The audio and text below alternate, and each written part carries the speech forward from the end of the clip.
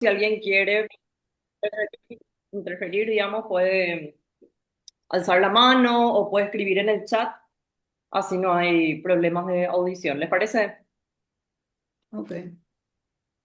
Bueno, Muy bien. bueno, empezamos entonces dándoles la bienvenida a todos y todas las que se conectaron para poder presentar el nuevo libro de Sergio, que es un poco, veníamos haciendo el rastreo de la investigación que él viene haciendo, donde se pueden leer dos trabajos suyos, tanto en Yopará, que el texto se denomina El huevo y la serpiente, como Me cayó el 20, que se denomina Eros encadenado. Pero justamente la idea de hoy es conversar con Sergio para que nos comente cómo él fue haciendo, cómo nace esta investigación o este trabajo que termina siendo un libro que toca temas muy interesantes y actuales también respecto, bueno, a la exclusión de la homosexualidad como un punto, pero también me pareció interesante algo que sugerís en tu argumento, Sergio, que es esta cuestión, no sé si es de desplazamiento, pero al menos como una pregunta entre eros y sexualidad, ¿verdad? Esa lección que hace Freud en cambiar como un significante por otro y bueno, y qué efectos también. O sea, creo que hay como muchos puntos que permiten abrir ciertas discusiones en torno a lo que planteas en tu libro. Entonces, no sé si nos querés comentar un poco el proceso creativo del libro y bueno, y los temas que considerás que son relevantes para seguir, para continuar la línea, porque me imagino que no es algo cerrado. Bueno, buenas tardes a todos. Buenas. Primero que nada, me gustaría agradecer a los compañeros a las compañeras de Yo Para, por esta oportunidad de hacer una presentación virtual de este nuevo libro, que es más virtual que nunca porque el libro ni siquiera salió de la imprenta todavía. O sea, estamos un poco preocupados con la gente de la comunidad, de ediciones de la comunidad, para ver si la imprenta finalmente va a cumplir con los tiempos establecidos, porque, por ejemplo, el 10 de abril ya es la primera presentación acá en Córdoba y todavía no tenemos el libro. Así que es realmente virtual en toda su extensión la presentación de este libro. Em, yo les comentaba antes un poco que mi idea era empezar haciendo un poquito lo que es la prehistoria de este libro y se remonta a 2016. Yo soy docente de la Facultad de Psicología acá en Córdoba y uno de los requisitos es hacer investigación. Entonces yo estaba en un equipo de investigación y en el 2016 yo presenté un trabajo que se llamaba Freud-Hirschfeld, una relación fallida. Entonces, ese texto es de 1916. Quedó ahí.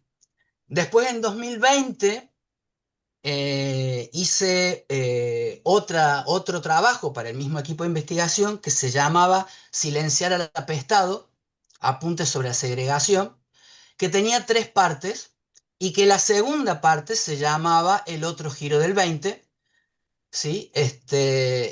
Y bueno, 2020 terminó ese proyecto de investigación, quedó ahí. Y yo pasé a otra cosa, radicalmente otra, que fue el tema de empezar a trabajar sobre la genealogía del nudo Borromeo, al punto que di un seminario acá en Córdoba y después hice un seminario virtual, que básicamente lo hizo gente de México, porque lo organizamos con gente de México. Y entonces empecé a escribir. Después de dar el seminario, ya tenía todo el material armado, listo. Empecé a escribir el libro. Y en eso aparece Degenerar Psicoanálisis de mi amigo Fernando Barrios. Le propongo hacer la presentación en Córdoba, me manda el PDF, lo leo y en la medida que lo iba leyendo, me empezaron a volver el artículo de la relación de Freud con Hirschfeld y el de El otro giro del 20. Y entonces se me empezó como a imponer profundizar en esta cuestión del otro giro del 20. Y entonces lo de la genealogía del nudo Borromeo quedó de lado, por ahora, no digo que no lo vaya a retomar, pero por ahora quedó de lado. Y empecé a profundizar eso sin tener claro que iba a ser un libro, pero sí quería profundizar sobre este tema. ¿Por qué? Porque es muy llamativo, y ahí vamos a lo que sería el punto de partida de... Bueno, digo, quiero decir algo más sobre este jalón, este jaleo que me hizo, ese tirón del cuello que me hizo el libro de Fernando, que al punto que cuando ya decidí que fuera libro, le pedí a él que fuera uno de mis lectores y que además escribiera el prólogo, o sea que este libro va a aparecer con prólogo de Fernando, al cual estoy muy agradecido. Este, y entonces había algo que me llamaba la atención y era cómo una decisión tan importante, la de excluir a los homosexuales, se había tomado de manera tan liviana, tan rápida, expeditiva y liviana. Cuando digo esto, digo, para pensarlo concretamente, hay una carta de Jones del 1 de diciembre de 1921 donde hace este comentario, ¿no? Que los amigos holandeses le preguntan sobre la posibilidad de admitir a un médico que es abiertamente homosexual. Y la palabra abiertamente tiene toda su importancia, ¿sí? No era un homosexual de closet, era alguien que públicamente se manifestaba como homosexual. Renglón seguido dice, es muy interesante, renglón seguido dice, pero bueno, después me enteré que lo metieron preso por su homosexualidad, con lo cual ya dejó de ser un problema para nosotros. O sea, no le preocupaba en lo más mínimo que lo hubieran metido preso. Precisamente lo liberaba de un problema. Y, y decía, sí, esta idea de no aceptar a los homosexuales manifiestos no se podría tomar como regla general para la IPA en general. O sea, no solamente como esta idea para la respuesta a los holandeses, sino hacerlo extensivo a toda la IPA. Bueno, yo no sé si ustedes saben, pero el comité secreto había establecido a idea de Abraham que se escribían 3 veces por mes, el 1, el 11 y el 21 de cada mes. Con lo cual, Jones escribe la carta el 1 de diciembre del 21, tiene que esperar al 11 de diciembre la respuesta. Cuando llegan las cartas del 11 de diciembre, ni los alemanes, o sea, Sachs, Abraham y Eitingon, hacen ningún comentario. Ningún comentario. Freud y Rank dicen, no estamos de acuerdo, no estamos de acuerdo, habría que evaluar en esos casos habría que evaluar las características personales de cada uno. Y esto es muy interesante porque si bien no están de acuerdo en excluir a los homosexuales, pareciera que habría que hacerles algún tipo de evaluación más profunda, ¿no? Para ver si la homosexualidad de cada uno de estos miembros no afectaba, ¿no? Su desarrollo como psicoanalista, ¿no? Es decir, no estaban de acuerdo, ma non troppo, ¿no? Y la más sorprendente es la respuesta de Ferenczi. Es la más sorprendente por lo que se conocía de la posición de Ferenczi históricamente en relación a la homosexualidad. Y dice, es mejor que a los homosexuales declarados no los admitamos porque son demasiado anormales. Es muy sorprendente la respuesta de Ferenczi. Bueno, eso es lo que pasa el 11. El 21, la carta del 21 de diciembre, nada, nada, ninguna mención. Con lo cual uno podría suponer que entre el 1 y el 11 de diciembre se resolvió todo. ¿Y por qué uno llevaría a pensar esto? Porque las traducciones al castellano de las circulares del Comité Secreto llegan hasta diciembre de 1921. Son 2 tomos que toman 1920 y 1921. Y bueno, este ahí que buscando, me encontré que hay un tercer tomo que no ha sido nunca traducido, que está en alemán. Bueno, me conseguí una versión en PDF del tercer tomo y empecé a hacer traducciones automáticas como para ver de qué iban las cartas, y cuando encontraba algo referido a, las separé y le pagué a una traductora acá en Córdoba, una traductora alemán, para tener bien la traducción y no las traducciones vagas que uno hace por Google, ¿no? Que me servían como orientación, pero bueno, quería tener la cita tal cual. Bueno, efectivamente, en la carta del 11 de enero aparece la posición de los alemanes. Y ahí es donde se despachan largo con su argumentación de por qué había que rechazar. Y el punto central, digamos, para resumirlo, porque lo escriben larguito, es que si los homosexuales no habían podido curarse de su homosexualidad en sus propios análisis, mal podrían después curar otras neurosis.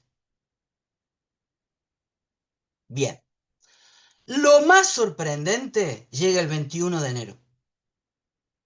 El 21 de enero hay la carta de Freud y Rand, dicen que aceptan la argumentación de los alemanes, o sea, aceptan excluir a lo que el 11 de diciembre era no estamos de acuerdo, el 21 de enero es estamos de acuerdo, pero ahí dice algo muy interesante.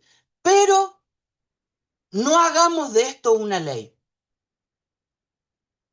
Vayamos al caso por caso. ¿Por qué digo esto es muy interesante? Porque efectivamente se hizo una ley, pero la peor de las leyes no escritas.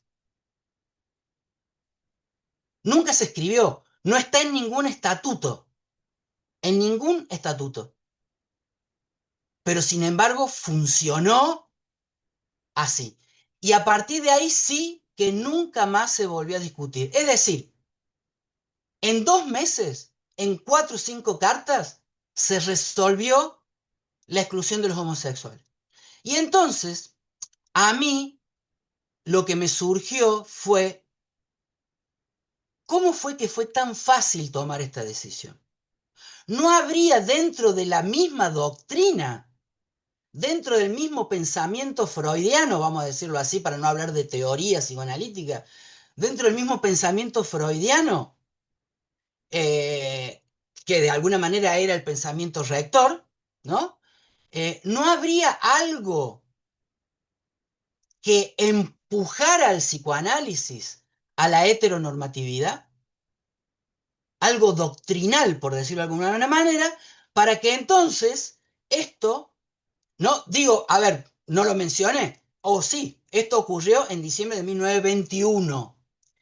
Y es importante la fecha porque, por ejemplo, eh, es muy habitual, digo, porque este hecho ha sido muy comentado. Es comentado en muchos lugares, sin embargo, siempre es comentado medio que a la pasada. No hay como una detención sobre esta cuestión. Bueno, y ahora me encontré con algo interesante. Uno a veces cree que es muy original y dice, bueno, hasta ahora no ha sido muy estudiado y qué sé yo, como si uno tuviese una visión de todo el planeta, de todo lo que se trabaja en todo el mundo. Bueno, hace unos días me enteré de la existencia de un libro en portugués que le pedí a Adrián que si lo consigue me lo lleve a Asunción, que es justamente sobre la exclusión de los homosexuales de la IPA. O sea, hay un brasilero que parece que escribió un libro sobre este punto. Entonces, bueno, ahí me dice Adrián que le llegó hoy, así que ya está, ya lo vamos a leer, lo vamos a poder leer. No, entonces digo, uno cree que es muy original, que está tocando un punto que nadie, y capaz que en algún lado alguien ya lo tocó, ¿no? Digo, me parece que es bueno para curarse de ciertos narcisismos, ¿no? De cuando uno cree, y hasta es sorprendente que hasta ahora nadie se haya detenido, ¿no? Digo, Lacan, por ejemplo, es una frase muy habitual, ¿no? Es sorprendente que nadie se haya ocupado de esto, es sorprendente que nadie haya dicho esto. Bueno, como si se tuviera ya un conocimiento omnímodo de todo lo que se dijo, ¿no? Bueno, efectivamente parece que alguien se ocupó, así que estoy muy interesado en leer. Pero por ejemplo, hay un detalle, lástima que no se pudo conectar Silvia Arta Sánchez, porque está en una reunión de claroscuro justo en este momento, porque yo le pedí a ella, digo, si ustedes buscan en todos los lugares donde ha sido mencionado esta cuestión del médico holandés, nunca figura el nombre, no se sabe quién es. Con Silvia hicimos gestiones ante la APA, ante la IPA de Holanda, y no tuvimos respuesta. La máxima respuesta que obtuvimos fue: diríjanse al archivo de la ciudad, que casi todas las resoluciones de la Sociedad Holandesa de Psicoanálisis están ahí. Lo que implicaba eso, obviamente, hacer un viaje a Ámsterdam, porque por correo no te dan pelota, ¿no? Hacer un viaje a Ámsterdam y pedir entrar, no sé cómo sería, para esos archivos de la Sociedad Holandesa de Psicoanálisis, para ver si ahí, ¿por qué digo? Porque mínimamente tendría que estar la carta de los holandeses a Jones y la respuesta de Jones a los holandeses y la solicitud del médico holandés a la Sociedad Holandesa. Mínimamente tendrían que estar esos tres documentos, en donde aparecería el número. ¿Es importante el nombre de este médico holandés? No lo podemos saber, justamente porque no lo sabemos. Ahora, la imposibilidad de conocer el nombre le da justamente relieve a la invisibilización que se hizo de todo el asunto. Porque, digo, lo único que sabemos es que lo metieron en cana. Sabemos que lo metieron en cana, pero después no sabemos más nada, no sabemos qué le pasó al pobre tipo este. Si lo cagaron a palos, si salió en un mes, si lo tuvieron años preso. No sabemos nada, ¿no? Desapareció de la historia, ¿no? Y es un mojón fundamental en una historia que llega mínimo hasta 1997. Digo mínimo porque si bien en 1997, en Barcelona, en este congreso de la IPA, este psicoanalista norteamericano, que ahora no me acuerdo el nombre, Ralph Newton, algo así, se para y dice: yo soy psicoanalista y homosexual, es la primera vez que públicamente en un congreso de IPA se juntan esas dos palabras. Eso no significa que haya terminado la segregación de los homosexuales de la IPA, ¿no? Y digo de la IPA para que seamos generosos. Porque digo, hay que preguntarse dentro de los lacanianos, de todo el universo de los lacanianos, si esa segregación de alguna manera no sigue funcionando, ¿no? Digo, es la pregunta de Paul Preciado en L'École de Lacoste. ¿Cuántos aquí, no? Bien. Entonces digo, bueno, ¿no? Pero para ser, para ser buenitos con nosotros mismos, que no estamos en la IPA, vamos a circunscribirnos a la IPA, digamos, ¿no? Para ser considerados con nosotros mismos. Entonces digo, es un problema que sigue vigente esa segregación, no está terminada, ¿no? De una manera u otra. Bueno, esto tiene varias aristas. Digo, el libro es un choclito de 300 páginas, o sea que evidentemente toco bastantes temas. Esto tiene varias aristas. Una arista es la formación de los psicoanalistas. Pero ya voy a volver sobre esto, porque quiero rescatar un texto que también lo encontré solo en alemán. Digo, nosotros que somos lacanianos tenemos ahí un defecto, por decirlo de alguna manera, y es que no buscamos mucho en las fuentes alemanas del psicoanálisis, que en general son de IPA, ¿no? Hacemos pocas búsquedas por ahí y en alemán hay muchísimo. De hecho, hay una revista que se llama Psyche, en alemán, que es una revista que solo online, a la que se accede por suscripción. Y otra vez acá le agradezco a Silvia, porque ella fue la que pagó para poder bajar un artículo de un de un norteamericano que se llama Paul Moore, pero que escribió el artículo en alemán porque él vivió del 53 al 81 en Alemania, y escribe un artículo que aparece publicado en la revista Psique en 1982, que se llama Homosexualidad e hipocresía psicoanalítica. Y me gustaría leerles algunos parrafitos de ese artículo, porque son impresionantes, digo, porque el artículo fue publicado en el 82. Denme un segundito. Eh,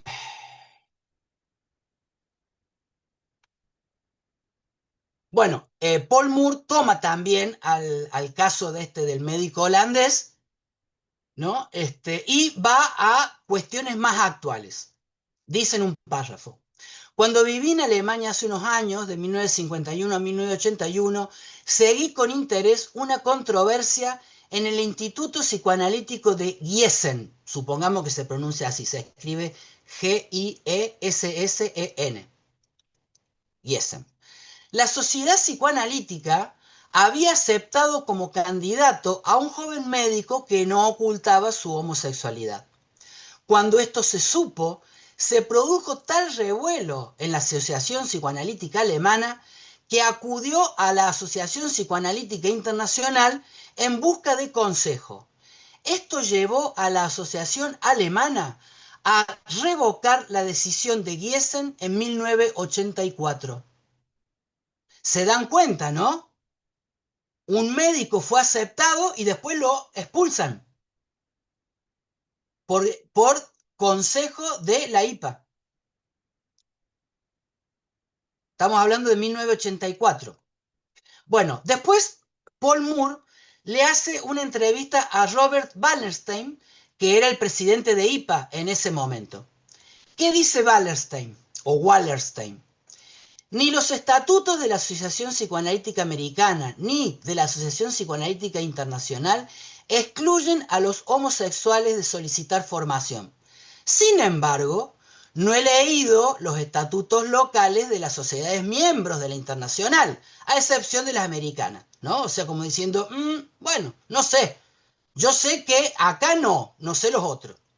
Pero me gustaría suponer que tampoco excluyen las solicitudes de homosexuales. Por supuesto, tiene usted razón en que los homosexuales declarados, y la palabra declarados es muy importante porque es la que usó Ferenczi en 1921, pueden tener dificultades para ser admitidos en la formación, pero esto no está previsto en ningún caso en los estatutos. Me pregunto, si no está previsto en los estatutos, ¿por qué tendrían dificultades de ser admitidos? En el caso de los solicitantes homosexuales, sigue Wallerstein, como ocurre con todos los demás solicitantes, esto tiene algo que ver con los rasgos de carácter personal y también con la cuestión de la analizabilidad.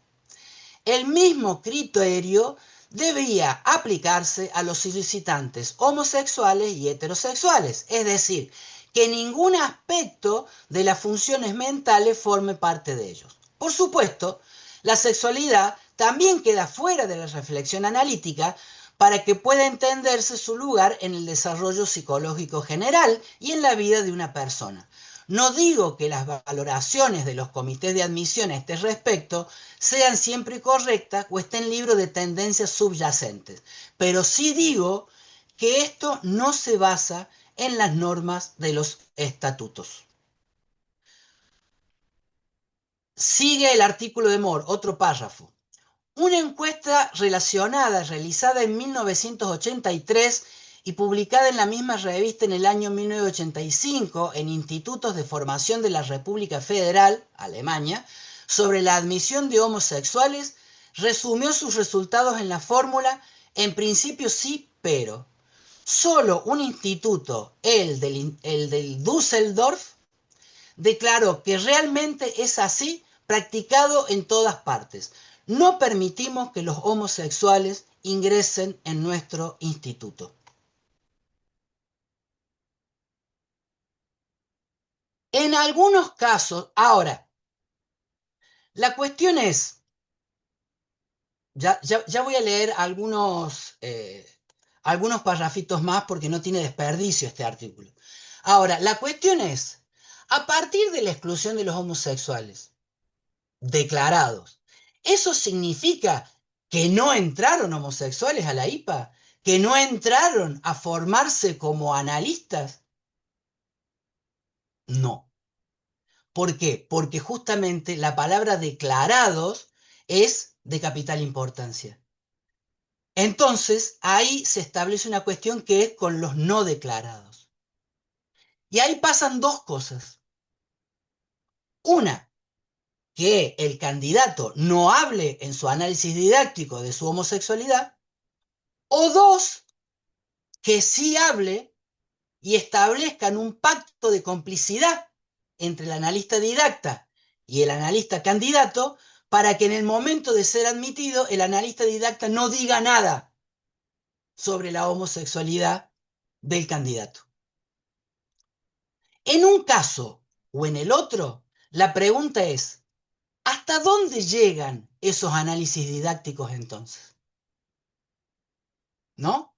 Entonces ahí voy a ir un punto que vamos a volver a 1923. Pero antes quisiera leer un parrafito más del artículo de Moore, que dice, en algunos de estos casos de secreto forzado, los analistas implicados practican una especie de zona gris. Los analistas saben que sus colegas saben y sus colegas saben que los analistas homosexuales saben que ellos saben. Pero todo es una farsa. Todo el mundo evita hacer público el asunto. En mi país de origen, Estados Unidos, difícilmente se encontrará un solo miembro de la Asociación Psicoanalítica que no conozca, al menos por lo que se dice, a un colega gay de esa asociación. En resumen, la hipocresía y la negación de la realidad prevalecen en un campo de actividad en el que se desaprueba oficialmente este doble rasero deshonesto. No voy a, no voy a seguir más con este artículo, pero me parece, digo, yo me equivoqué, dije 1982, el artículo fue publicado en 1986. Pero digo, ¿no? 1986 ya dice estas cosas, ¿no? Que me parecen importantísimas e interesantísimas. Entonces, antes de ir a otra parte del libro, voy a ir justamente a la cuestión del instituto fundado por Eitingon en Berlín en 1921. Porque justamente va a ser en Eiting, va a ser ahí donde, a partir del planteo de Freud de 1918, de la necesidad de formar, de crear institutos y formar analistas, ¿no? Porque iba a haber una gran demanda a partir del fin de la guerra, con lo cual Freud no se equivocó. Me parece que lo que Freud no pudo fue medir los efectos de eso, los efectos que implica la introducción del fordismo en el psicoanálisis, ¿no? Es decir, la producción de analistas en serie, ¿no? El instituto psicoanalítico tuvo como función eso. Había mucha demanda, había pocos analistas, entonces había que crear un modo de formar analistas rápido. Y ahí surge el modelo de Eitingon, el trípode que todos conocemos y que se mantiene de alguna manera hasta hoy, con variaciones más o menos, pero que de alguna manera se mantiene, que era análisis didáctico, cursos y supervisión. Bien, al respecto hay un par de cosas interesantes.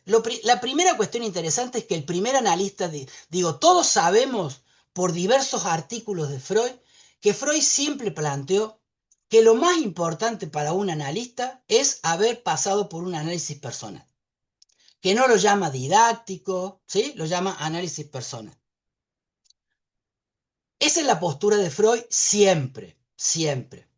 Ahora, cuando Eitingon funda el instituto, plantea 3 puntos, entre ellos el análisis didáctico.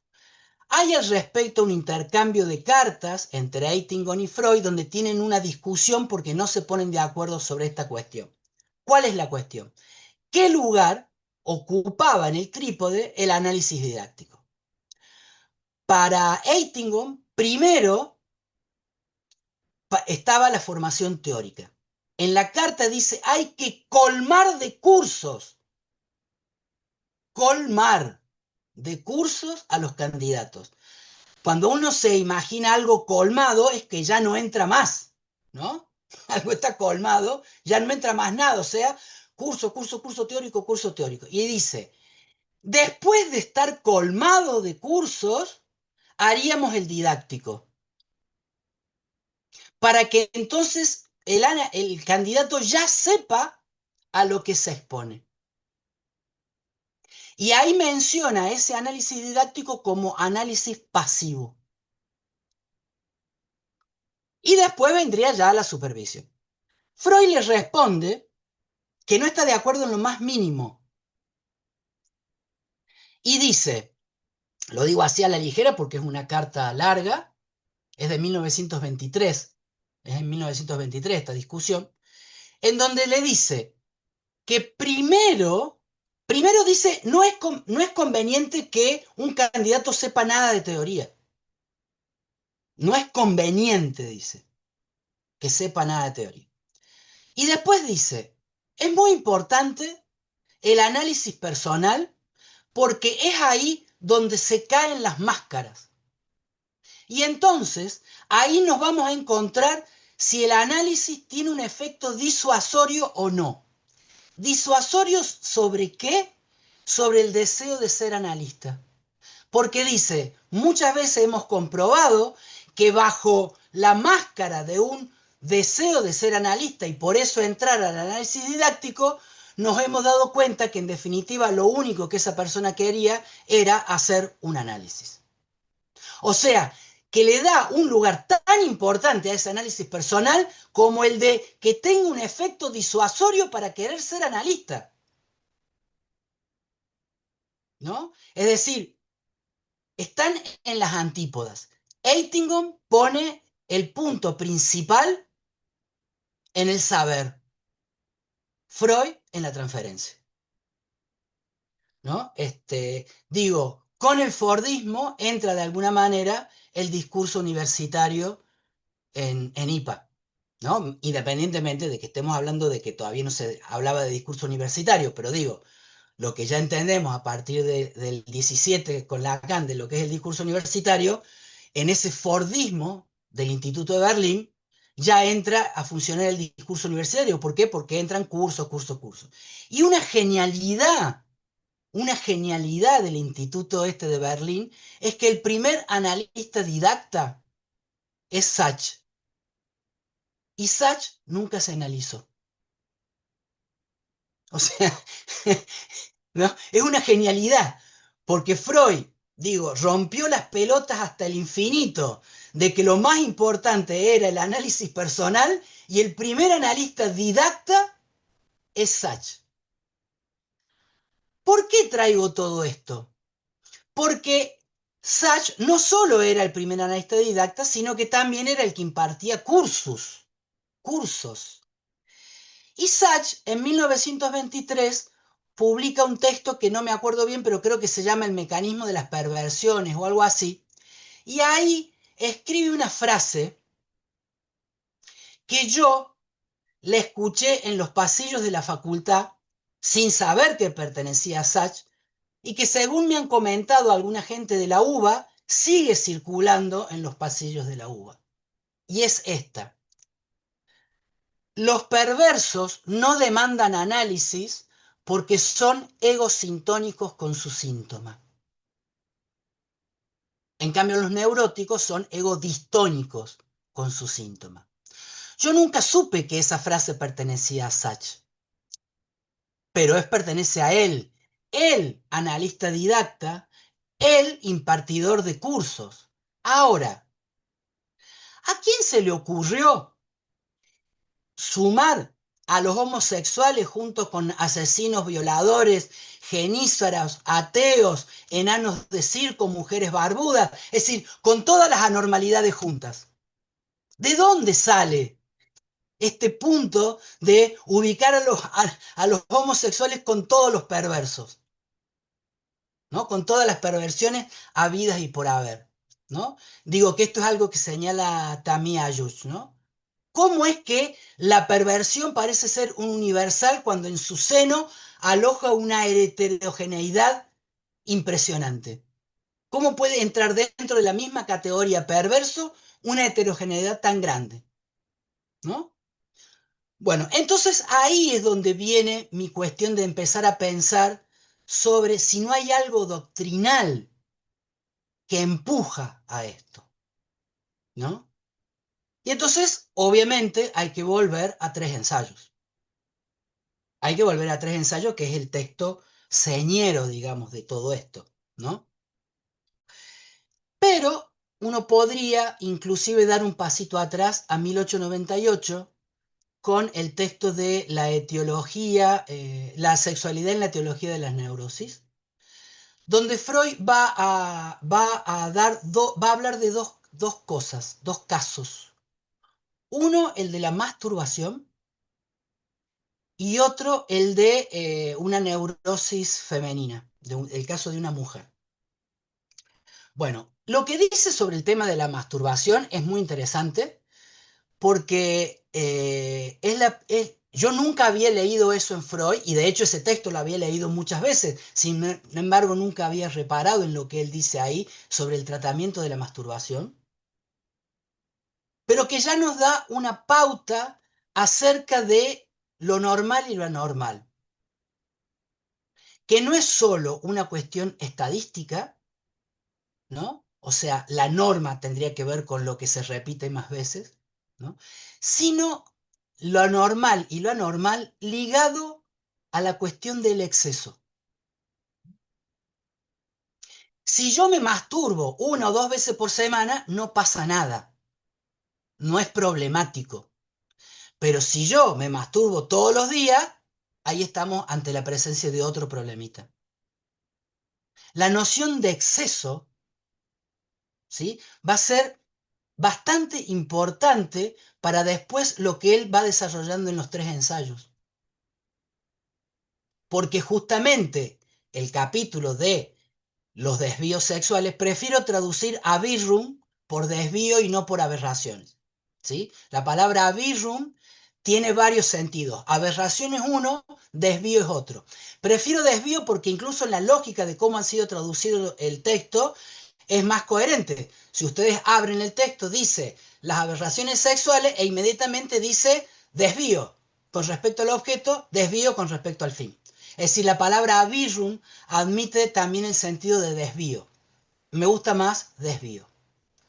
Entonces, el tema sería que lo que define una perversión es si ese desvío es permanente o no. Es decir, si hay un exceso en el desvío o no. ¿Sí?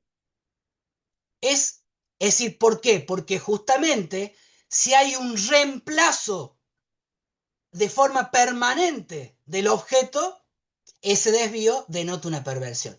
Si hay un reemplazo del fin permanente, ¿sí? A mí me puede gustar el sexo oral, pero si solo tomo como fin sexo, tomo como objeto la boca, entonces ya es una perversión. Una cosa es un ratito y otra cosa es siempre. Por eso es que el modelo de perversión para Freud va a ser el fetichismo, ¿sí? Porque es ese el objeto siempre. No es un ratito, ¿no? No es que a mí me puede gustar estar con una mujer que se pone liga, pero bueno, si no se las pone no pasa nada, ¿sí? Ahora, si no se las pone y no pasa nada, en el otro sentido, entonces ahí ya estaría hablando de fetichismo, ¿sí? Entonces, la noción de exceso me parece muy interesante y ya aparece esa idea en este texto de Freud de 1898. En el caso de la mujer, bueno, no, y algo más sobre esta cuestión de la masturbación, que plantea que en el caso para curar una masturbación es necesaria la internación en un instituto médico bajo control estricto de su terapeuta. Es decir, este texto que yo había leído muchas veces, ese parrafito nunca me había detenido y para mí es un Freud absolutamente desconocido, ¿no? de que había que internarlo, no, no sé, internarlo y tener las manos atadas para que no se masturbe. Sería más o menos algo así, ¿no? O pegarle con un puntero cada vez que se llevaba la mano a la cosita de hacer pipí. ¡Pum! Eso no se hace, ¿no? Es decir, es un Freud desconocido para mí.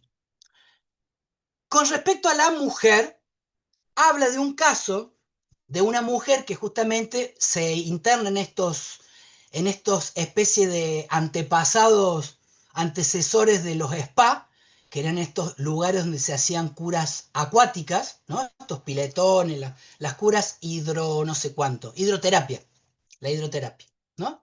Que incluso vieron que en Europa eso sigue estando, esos grandes lugares, por ejemplo, en las novelas de Kundera aparece todo el tiempo, ¿no? De que van a esos baños así, que están así. Incluso hay una película de Sorbino, Juventud, ¿no? Que están en una especie de instituto en un lugar aislado de Suiza, estos dos señores mayores, y que están así en los piletones, ¿no? Y que entra una modelo famosa y los dos se babean y todo eso, bueno. No sé, digo, esta tradición en Europa parece que se mantiene estas cosas que son, no son spa, sino que son como institutos, ¿no? Porque tienen otro tipo de actividades, ¿no? Terapéuticas, digamos, que incluye esta cuestión de la hidroterapia. Bueno, cuenta entonces de que una mujer va a estos lugares, se interna, tiene la cura hidroterápica y rápidamente se mejora y desaparecen todos sus síntomas histéricos. Ahora, ¿qué pasa? Pasa que cuando después de 3, 4 semanas estar y que se curó, vuelve a la casa, al ratito nomás, o sea, muy rápido, vuelven a aparecer todos los síntomas. Entonces Freud dice, el punto es que en verdad la cura, la desaparición de los síntomas, no estuvo por las curas hidroterápicas, sino por la salida de su casa que le implicaba la desaparición del coito marital, conyugal. O sea, el problema era el coito conyugal, dice Freud. Lo que no queda claro es si el coito conyugal era un problema porque la mujer no tenía ganas y el marido la obligaba, o porque ella quedaba insatisfecha. Lo único que dice Freud es que era un problema el coito conyugal y que entonces, claro, al internarse desaparecían los síntomas, pero porque no estaba en la cama con el marido, ¿no? Son los dos ejemplos que da ahí de la sexualidad en la teología de la neurosis. Que me parece interesante como antecedente de los tres ensayos, ¿no? Eh, bueno, no voy a contar toda la lectura que hago de los tres ensayos en el libro, porque espero que lo compren al libro, entonces ahí podrán enterarse. Tengo que hacer un poco de marketing, si les cuento todo, después para que van a comprar el libro. Pero justamente lo que me deja la escritura de este libro, lo que me deja la escritura de este libro es que a diferencia de otros libros que cuando lo terminaba de escribir me apartaba del tema, es como que listo, ya está, lo vomité, me lo saqué de encima, paso a otra cosa. La escritura de este libro me dejó más enterrado todavía, más implicado. eh, bueno, en el libro, si bien el libro está centrado en la década del 20 y este viaje hacia atrás, para darle algún tipo de viso de actualidad, el libro tiene tres capítulos que se llaman intermedio. Intermedio 1, intermedio 2 e intermedio 3. En el intermedio 1 hago una lectura del discurso de Paul Preciado en L'École de la Cause Freudienne. En el intermedio 2 hago una lectura de un libro que a mí particularmente me parece imprescindible porque me sirvió como marco para hacer todo un análisis de cómo es que Freud va elaborando lo que va elaborando, que se llama La invención de la cultura heterosexual. No es el libro de Katz, La invención de la heterosexualidad, es el libro de Tin, Louis-Georges Tin, que se llama La invención de la cultura heterosexual. Y ese libro me parece fundamental porque él lo que plantea es, por un lado, la diferencia entre el comportamiento heterosexual, que efectivamente es universal y de todos los tiempos, en tanto somos seres sexuados y la reproducción es sexuada, ¿sí? Ahí entraría la filogénesis. Y por otra parte, la cultura heterosexual, que no es ni universal, ni es natural, ni es ahistórica. Y él ubica el surgimiento de la cultura heterosexual en el siglo XII, justamente a partir del surgimiento del amor cortés. Y lo que va a decir es que la cultura heterosexual demoró 5 siglos, es decir, del siglo XII al siglo XVII, para consolidarse como tal. Que justamente el siglo XVII es el que va a marcar Foucault como la aparición de la sexualidad como algo historizable a partir justamente de la consolidación de la heterosexualidad. ¿Sí? Entonces, este libro de Tim me parece muy interesante porque él lo que hace, además, es dar cuenta de por qué se demoró 5 siglos en consolidarse la cultura heterosexual. Y dice, porque hubo resistencias a la cultura heterosexual. Y habla de la resistencia eclesiástica, de la resistencia filosófica y de la resistencia médica. Y la más interesante para nosotros, que practicamos el psicoanálisis, es la resistencia médica, porque justamente él va a llevar, Tim, que la resistencia médica es la única que llegó al siglo XX, como tal. Y habla justamente de ciertas cuestiones que surgen con la sexología, la psiquiatría y el psicoanálisis, como resistencia a la cultura heterosexual, no homosexual, heterosexual. Es decir, resistencia a la consolidación de una cultura heterosexual, porque una cultura heterosexual implicaría darle un determinado lugar al deseo femenino. Y el punto es ese, ¿dónde queda el deseo femenino si la función de la mujer en la cultura heterosexual sigue siendo la de ser cuerpo gestante? Y que eso está en Freud. La renuncia del clítoris por la vagina en Freud implica eso, la aceptación de la feminidad, es decir, aceptar que soy un cuerpo gestante, que dentro de la sexualidad soy un cuerpo gestante. ¿No? Digo, eso está en Freud. También hay otras cosas, está claro. Y ahí es donde a mí sí me interesa y por eso hago una lectura bastante detenida de los 3 ensayos para marcar las contradicciones de Freud.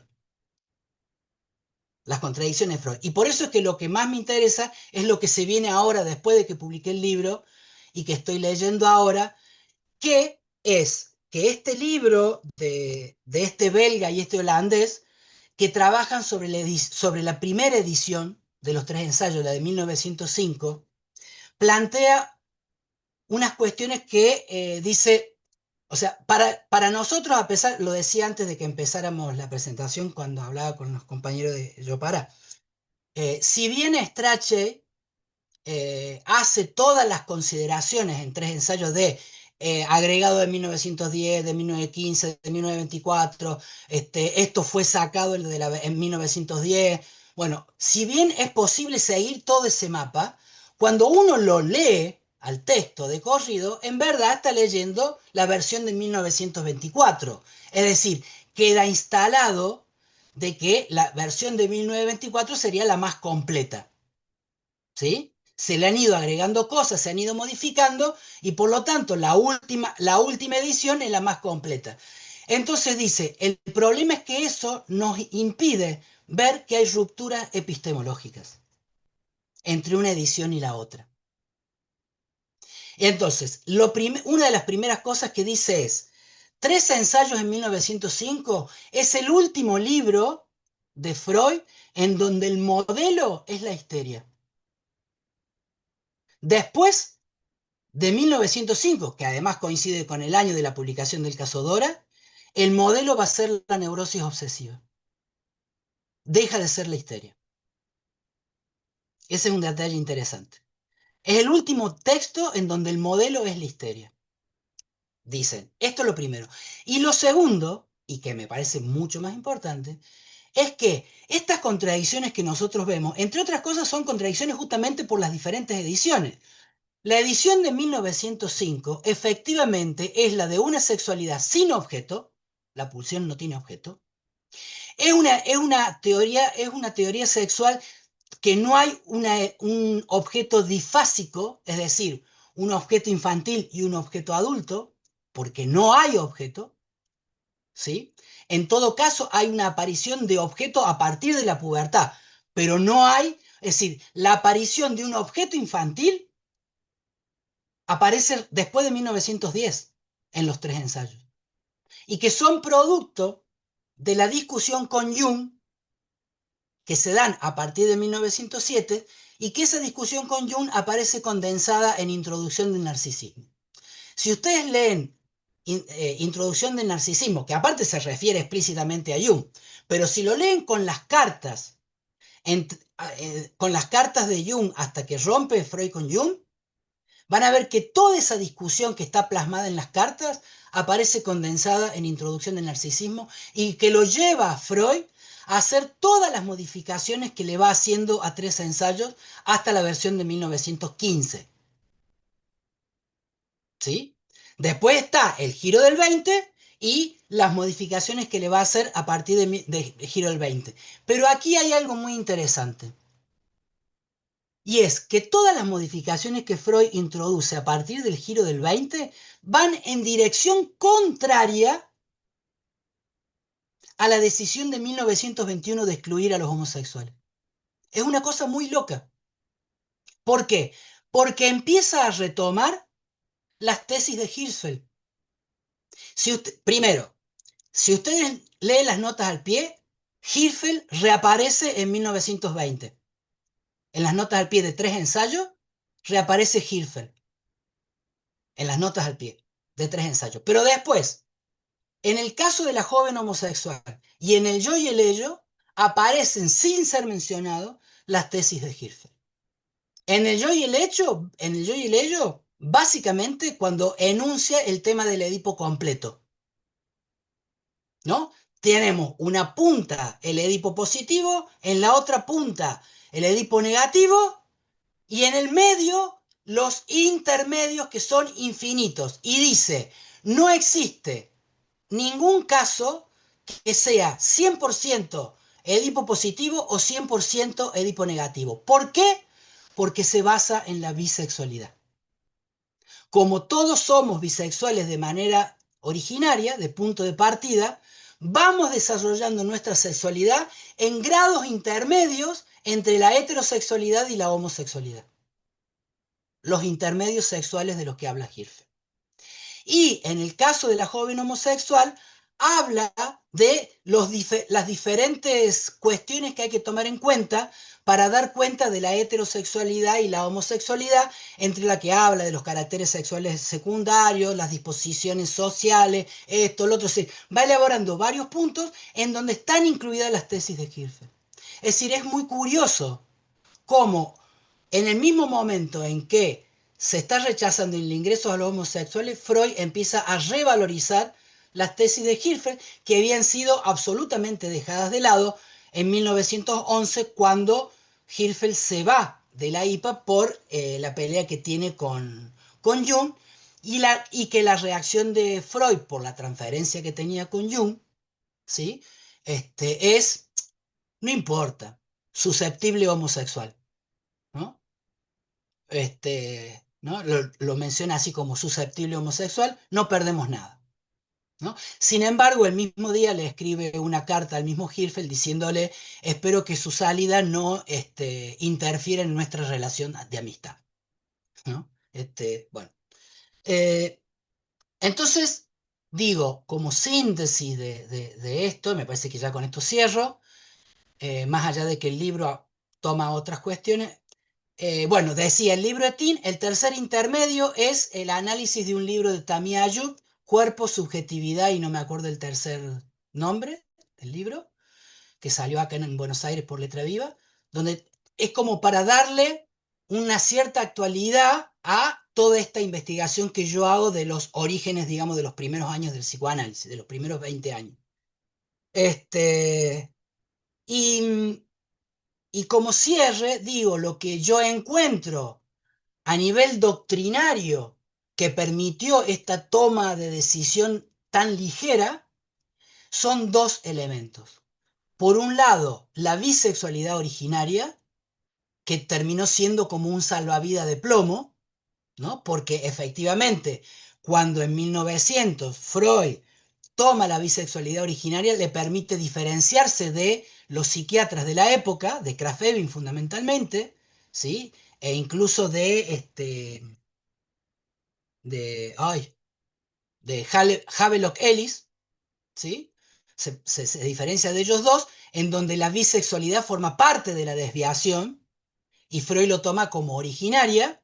Entonces, esto le permite diferenciarse de la psiquiatría decimonónica, pero se termina transformando en un salvavidas de plomo porque entonces la sexualidad queda encerrada en lo bi. Son dos, no hay más posibilidad, es bi. Y la otra es la filogénesis. Cuando en Metamorfosis de la pubertad Freud dice que ahí la pulsión encuentra un nuevo fin y por lo tanto encuentra su objeto natural para cumplir ese fin, que es la reproducción, mete la filogénesis, es decir, el fin de la sexualidad es la reproducción, no es el placer,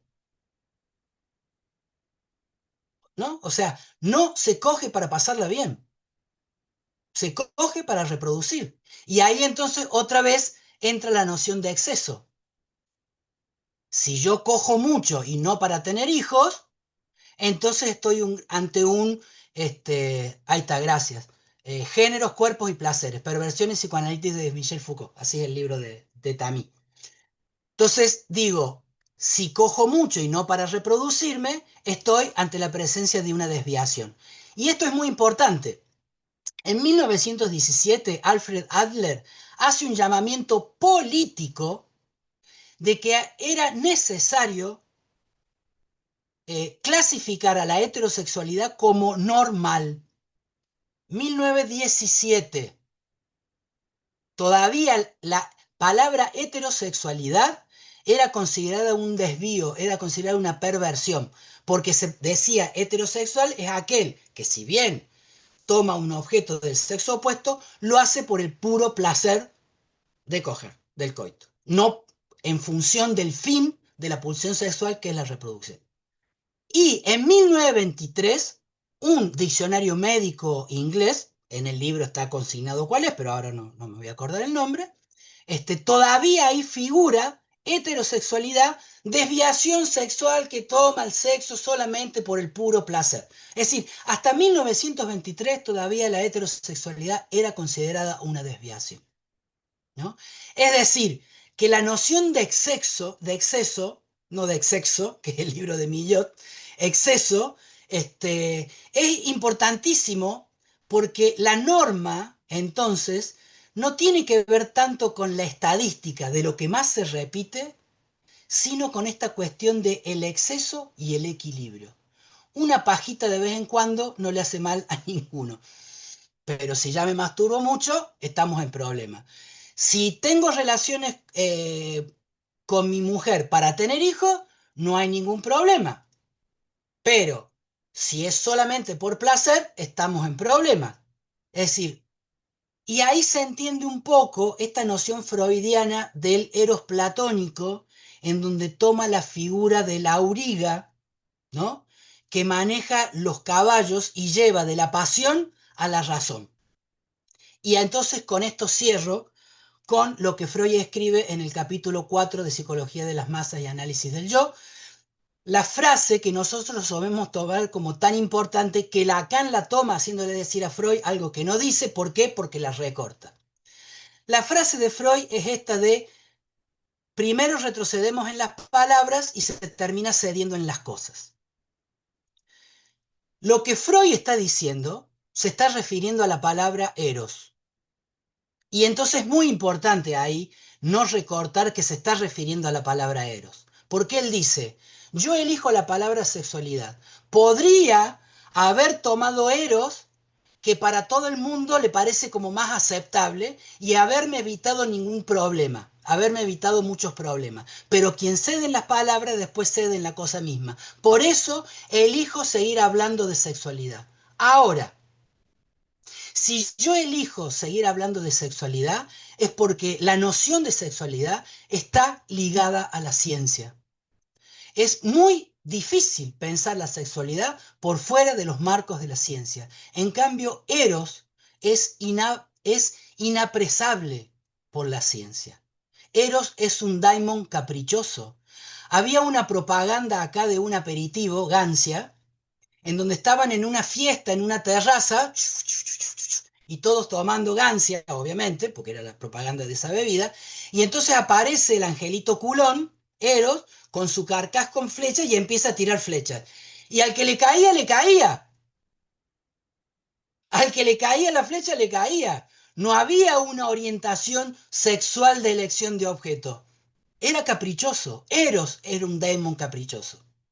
Entonces, inabordable, es inapresable por la ciencia sexual. Entonces, cuando Freud dice, no cedo a la palabra eros porque se cede en la cosa, es porque entonces, si yo hablo de eros, ya no puedo clasificar más, ya no la puedo tener bajo el control de la ciencia sexual, de la teoría sexual que estoy intentando construir a través de estos tres ensayos. Un poco de esto va el libro. Bueno, muchas gracias por la atención y conversemos, qué sé yo. Gracias, Sergio. La verdad es que un poco de esto abre como muchas líneas realmente. No solamente históricas, sino que está bueno esto de que hagas un paralelo también a las discusiones actuales, ¿verdad? Que eso hace que también cobre relevancia, es como ir estirando, bueno, las contradicciones, a mí me llamó mucho la atención eso, ¿verdad? ¿Cuáles son estas contradicciones o mismo esa ambigüedad del hecho de que no figure en un estatuto una regla que excluya explícitamente, pero sí se da, ¿verdad? Y también esto de la pregunta de qué significa el hecho de cuando vos haces este énfasis de abiertamente o declarado, ¿verdad? Eso supone que las personas que no sean, que sean enclosetadas, como decís, puedan ejercer el análisis que de hecho, justamente por lo que vos fuiste leyendo, es un poco una de las preguntas que surge, claro, ay, ¿qué se hace? Y qué entraría, y sobre todo qué entraría en esa evaluación, ¿verdad? Esto del evaluar el caso por caso, qué es lo que se evalúa, porque eso tampoco queda como muy abierto también, ¿verdad? Ujú. Entonces, cuando Bueno, nos admite qué reglas están tomando, o sea, a partir de ujú, que hay un rechazo si es que eso no está estipulado por una norma, ¿verdad? ujú. Exacto. Volviendo a lo de Eitingon, al trípode de Eitingon había que sumarle que el comité de entrenamiento tenía que tomar una decisión si el candidato era personalmente adecuado. O sea, antes de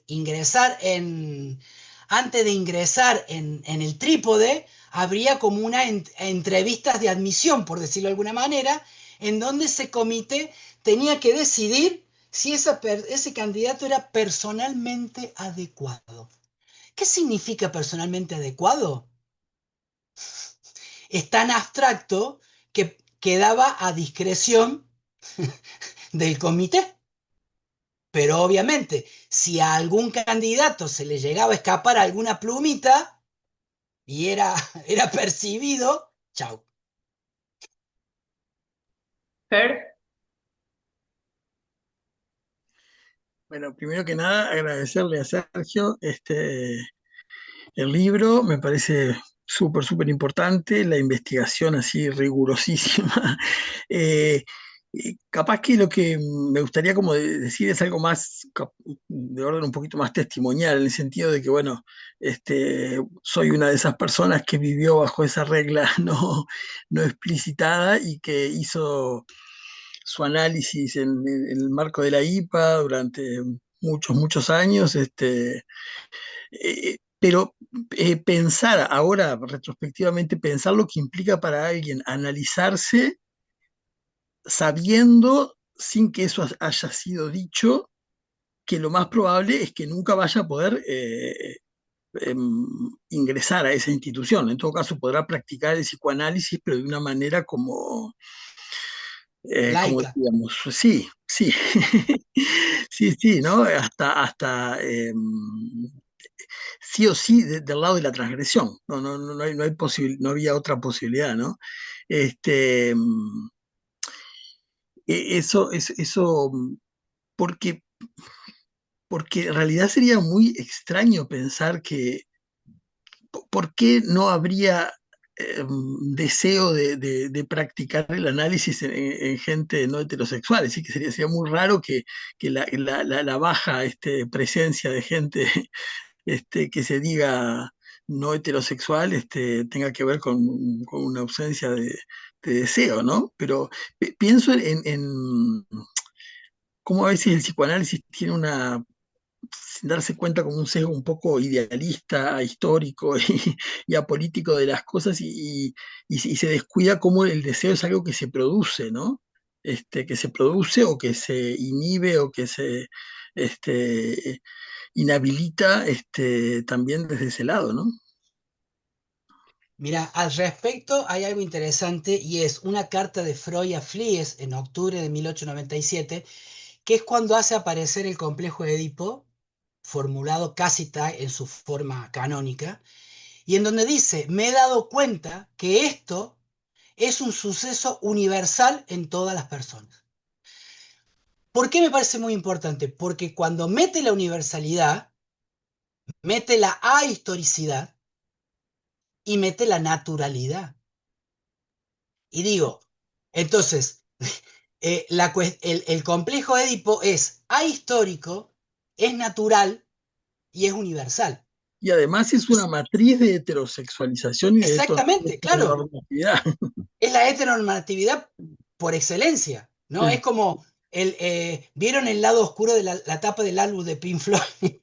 ¿No? Sí, Es decir, el triángulo refractario de la luz es el complejo de Edipo, tal cual, padre, madre, hijo, y entonces está el que entra y la diversidad, la efracción de la luz de la diversidad de salidas, solo que hay una sola, que es la salida normal. sí, Todas las demás son salidas desviadas. exacto. Ahí Francisco está escribiendo en el chat, no sé si Sí, tomar la palabra sí. o... Bueno, el Francisco pregunta sobre la homosexualidad femenina, me parece que era, ¿no? ¿Dónde? Ay, no lo puedo ver, a ver. Pero, ¿qué tal? No, ¿Te no puedo leo? ver el chat. Dice, pareciera que todo el tiempo se está hablando de la homosexualidad masculina. ¿Y qué pasaba con las psicoanalistas homosexuales? ¿Hay registro de eso? Y también Bueno, pienso en la situación particular de Anna Freud. Y otra cosa, bueno, también me parece importante que todo esto ocurre en tiempos donde todavía había una penalización de la homosexualidad en muchos países de Europa. sí. Bueno, esto es muy interesante. Hay un capítulo del libro donde yo hablo de Ana y de la joven homosexual. ¿Por qué? Porque justamente el primer análisis de Ana Freud con el padre, con Freud, es contemporáneo del análisis de la joven homosexual. Con lo cual es muy interesante ver cómo se traslapa un análisis al otro y en donde Freud, en definitiva, lo que hace valer es la autoridad paterna. Si ustedes empiezan a leer el caso de la joven homosexual, después voy a lo de las analistas homosexuales, pero empecemos por la homosexualidad femenina, primero más general. Van a ver que al principio del caso, Freud dice de que él no tenía ningún motivo para aceptarle el análisis, entre otras cosas porque no había una demanda de ella, ¿no? Pero que lo hace porque el padre, en definitiva, es quien tiene que tomar la decisión. Entonces, cuando, cuando Ana empieza su análisis con Freud, ¿no? Ana, ¿a quién le habla? ¿Le habla al analista o le habla a su padre? Un detalle que no es menor. Cuando Ana Freud terminaba las sesiones de análisis con su padre? ¿Le pagaba las sesiones o no se las pagaba? Digo, porque todos sabemos la importancia que tiene el pago de la sesión en un análisis, ¿no? Entonces, ¿le pagaba o no le pagaba? Y si le pagaba, ¿a quién le pagaba? ¿Al analista o al padre? ¿A qué billetera iba a parar ese dinero? ¿A la billetera del padre o a la billetera del analista? No son detalles menores, ¿no? Puede parecer una tontería, pero no son detalles menores. Y entonces está el texto de Freud de Pegan a un niño y el texto de Ana con el cual es admitido en la IPA, que es muy importante porque el texto Ana lo escribe a cuatro manos con Lu Andrea Salomé. Una relación que comienza entre Ana y Lu a mismas instancias de Freud. Es Freud quien promueve la relación de Ana con Lu, porque para Freud a Ana le iba a hacer muy bien porque él siempre tuvo una admiración enorme por Lu Andrea Salomé y que entonces se iba a ver muy beneficiada. De hecho, es Freud quien invita a Lu a que pase una temporada en su casa y ahí se hacen muy amigas y encerradas en el cuarto de Ana, mientras Freud estaba abajo atendiendo a otros pacientes, empiezan a darle forma al texto por el cual después Ana va a ser admitida en la sociedad vienesa. Al punto tal, esto es así, que Ana primero no quería entrar en la sociedad vienesa, sino en la de Londres, perdón, en la de Berlín, y le escribe a Eitingon para plantearle si podía presentar, porque vieron que para entrar a IPA había que presentar un texto escrito. Entonces, le pregunta si no podía presentar una traducción que ella había hecho de un texto, no me acuerdo ahora de quién, y Eitingon le responde: Ana, usted vive en Viena, tiene que ingresar en Viena. Y entonces acá hay un detalle. Ana dice en el texto que va a hablar de un caso que ella atendió. Pero ahí tenemos el primer problema. Hasta que uno no era admitido en IPA, no podía atender pacientes. Por lo tanto, ya ahí está la primera trampa. No era ningún caso. En todo caso, era ella misma. El caso que presenta Ana en la admisión de la IPA de Viena es el sexto caso de Pegan a un niño de Freud, que Freud simplemente lo menciona pero no lo desarrolla. Él menciona 6 casos y habla de 5. El sexto es el de Ana. Es decir, que Ana se sacrifica en el altar de la Sociedad Psicoanalítica de Viena, ¿sí?, a los pies de su padre, ¿no? Freud comete, bueno, y Ana es admitida, y en el mismo momento que Ana es admitida, hace una petición, y es que sea admitida Lu Andrea Salomé, sin presentar ningún trabajo.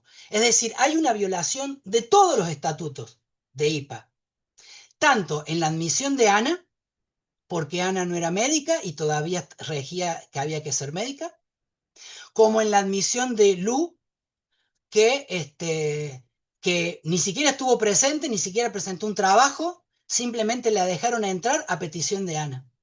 Es decir, todo el mundo, ¿no?, mirando para otro lado para que Papi Freud, ¿no? Digo, porque esto de que Freud es nombrado muchas veces como el padre del psicoanálisis, me parece que tiene que ver con todo esto, ¿no? Con este papi, ¿no?, que maneja los destinos de Ana. Yo no sé si ustedes saben que Ana hace un viaje a Londres y que John, cuando tiene 18 años, y John la corteja, le empieza a arrastrar el ala. Freud no se escandaliza, no se escandaliza, entre otras cosas, porque sabía de los gustos de Jones, ¿no? Yo no sé si ustedes saben, pero Jones se tuvo que ir de Londres a Canadá porque fue acusado de abuso de 2 menores, y después en Canadá se tuvo que volver a Londres porque fue acusado también de abuso de una menor. Entonces, Freud ya sabía de los gustitos de Jones, por lo tanto, no es que le sorprendió. Sin embargo, le escribe una carta a Jones diciéndole, absténgase de todo cortejo porque Ana y yo tenemos un acuerdo de que el matrimonio todavía no es una cuestión. Y bueno, y de hecho nunca fue una cuestión, ¿no? Nunca lo fue, nunca fue cuestión. Se convirtió en la Antígona, ¿no? Como le dice Freud a Ana, ella es mi Antígona, le dice a Marie Bonaparte, ¿no?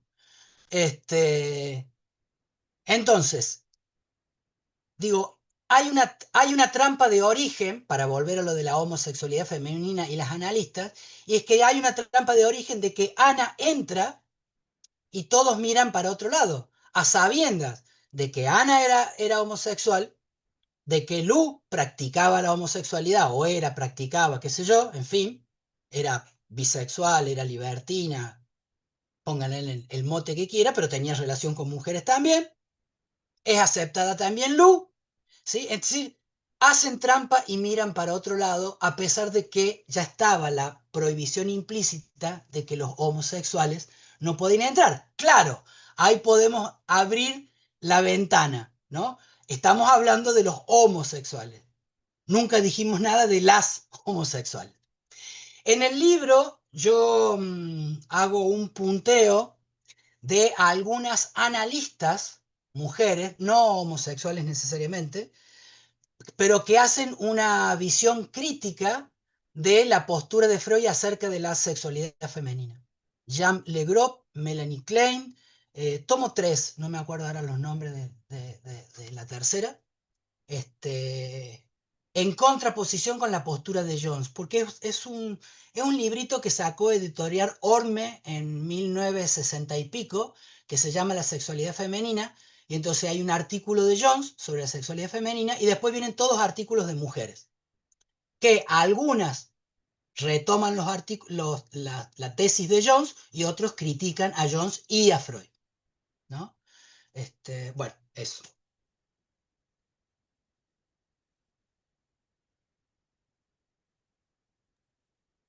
Bueno, Gracias, Sergio. Gracias por estar ahí, por brindarnos este avance de tu libro, que ya lo compraremos cuando salga. ¿Lo vas a traer a Asunción, entre paréntesis? Sí, claro, claro, claro, lo llevo a Asunción. Bueno, yo lo que te iba a comentar es que a mí me parece que entiendo que te detuviste más en la historiografía, que suena como los chismes, pero son parte de la historiografía y así se los ve, por supuesto, si no. Pero me parece más interesante lo que anunciaste, que ibas a decir, que tocaste poco, que es, ¿cuáles son realmente estas controversias epistemológicas que surgen? Hay un libro que habrás leído, las teorías sexuales de Davidson, algo así se le llama el libro, Ujú, como va tú que lo leímos, que donde dice claramente que Freud realmente ni siquiera se dio cuenta de todos los avances ujú. epistemológicos, teóricos. Davison, Arnold Davison, Arnold Davidson, exactamente, la aparición de la sexualidad, sí. exacto, y donde es interesante porque yo me supongo que todo el inmenso la inmensa apertura que hizo en su escuela con sus discípulos, aparte tenía realmente la absoluta intención de instalar el psicoanálisis en el mundo. Es decir, por eso es Ujú, que su relación con Jung era eso, exclusivamente ujú, que le haga salir del gueto judío y le permita entrar al gueto cristiano, católico y occidental, llamémoslo así. Entonces, por ahí me interesa mucho esta parte, donde, bueno, ¿cuáles son realmente porque hay avances que marcaron, como qué sé yo, la pulsión versus el instinto, por ejemplo. Eso sí. marca.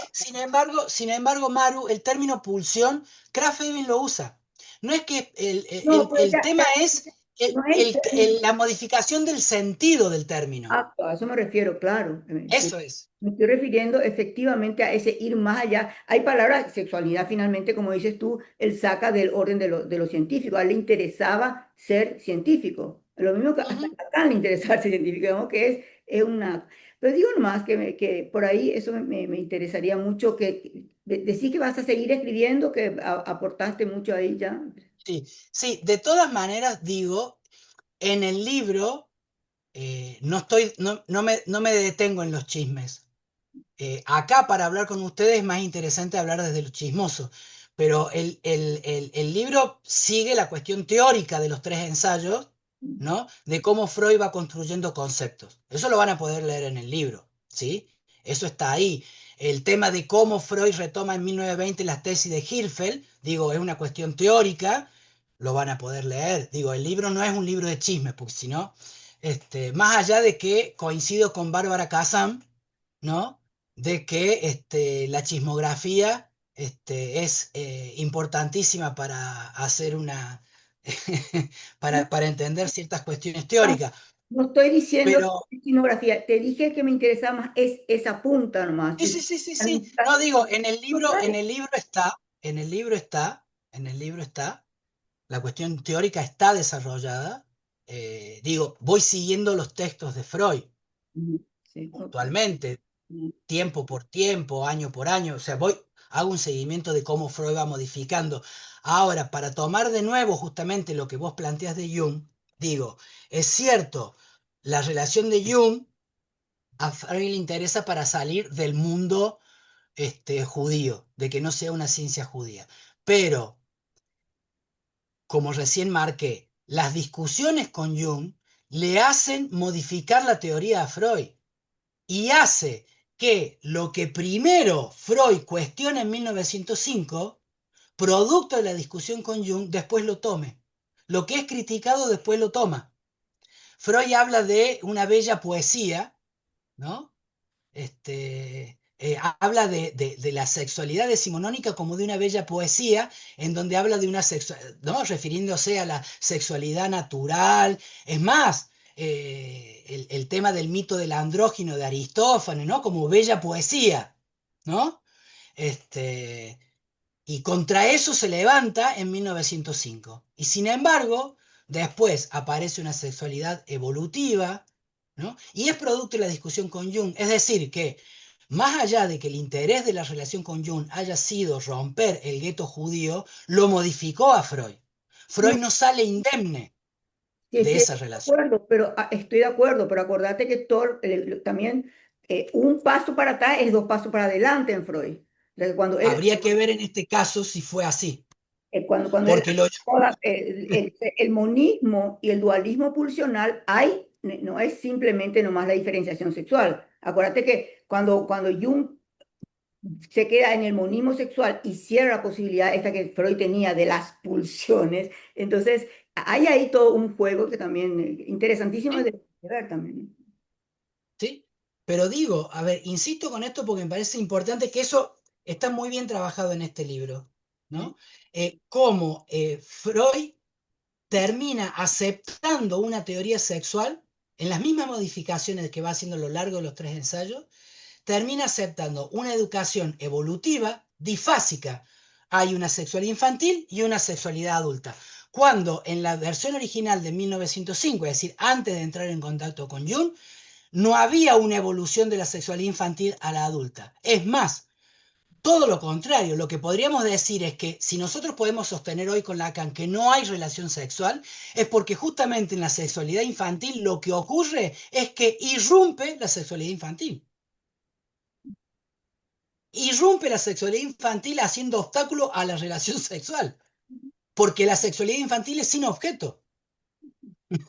Irrumpe ahí y entonces se termina la ilusión de la relación sexual, que es la que Freud va a decir en Metamorfosis y la pubertad, que se establece como la sexualidad adulta, ¿no? La pulsión encuentra un objeto adecuado para el fin sexual que es la reproducción. Entonces, a partir de las modificaciones, Freud va a plantear una sexualidad evolutiva en donde la sexualidad infantil es un momento, un primer momento, y la sexualidad adulta un segundo momento. Pero No conserva es lo la que escribe. fantasía, Sergio, conserva siempre la instancia de la fantasía que hace al síntoma. Sí, Y entonces sí, aparece como sí, este Freud que tiene que dar cuenta ante el consejo científico esto que contaste vos es impresionante. Todo su grupo de discípulos o de grupo de su escuela, su asociación, eran toditos cuadrados, vamos a poner así, de acuerdo, esto que no sé si entendían todo lo que decía Freud, entonces Freud tenía demasiados frentes, sí. ¿sí? Pero tenía contradicciones, porque como justamente dice Davison, Claro, hay un estilo de razonamiento de época. claro, claro, Digo, dentro de esos estilos de razonamiento, Freud podía romper con algunas cosas, pero también estaba dentro de ese estilo de razonar de la época, totalmente de ¿no? acuerdo, totalmente, Entonces, digo, y fundamentalmente su visión de la sexualidad femenina está dentro del razonar de la época, y eso no lo puede romper, no lo puede te romper. queda con la pregunta Tampoco es, de la mujer, claro, sí, sí, sí. tampoco es casual que él empiece a escribir sus primeros artículos sobre el complejo de Edipo, digo, somos claros que el complejo de Edipo está desde 1897 en Freud. Sin embargo, el primer artículo donde realmente escribe sobre Edipo es el sepultamiento del complejo de Edipo en 1924. Digo, es recién en 1924 donde aparecen una seguidilla de artículos donde trabaja el complejo de Edipo, la sexualidad femenina, las teorías sexuales infantiles. Sí, digo, es a partir de 1920 donde Freud empieza a hablar del complejo de Edipo y por ende de la sexualidad femenina, que era ese continente negro para Que Freud, ya ¿no? tiene la versión, ya tiene la pulsión de muerte, que le hace Sí. parte la sexualidad también hacia el otro polo, y eso marca, es definitivo eso en Freud, ¿verdad? Para todo esto. Ujú, ujú. Sin embargo, con el nuevo dualismo pulsional y justamente en el punto 3 de Más allá del principio del placer, que es donde habla del nuevo dualismo pulsional, vuelve a meter el tema de la filogénesis. Recuerden lo que dice al inicio del yo y el ello. En este texto voy a retomar todo lo que desarrollé en Más allá del principio del placer, solo que desde un punto de vista psicológico. Aquí ya la biología no tendrá nada que ver. Es decir, en Más allá se para en la biología. Y justamente en el punto 3, donde establece el nuevo dualismo pulsional, aparece la filogénesis de nuevo, Sí, sí. ¿no? Es decir, el ancla biológica en donde existe este plasma germinal hacia el cual somos arrastrados a pesar de nuestra voluntad. Hay un determinismo ahí muy fuerte. Claro, debe decir, que también es muy interesante estudiar. Nosotros estamos estudiando justamente el determinismo y causas ahora, porque efectivamente no es para decir, es muy, muy profundo y va a todo esto que decía la Lucia, por ejemplo, ¿verdad? O sea, que, como preguntas, ¿no? Como preguntas Uh -huh, a uh otros -huh. lugares. Sergio, yo te quería hacer una pregunta. ¿Puedo? Sí, Claro, claro. perdón que me acaparé el micrófono.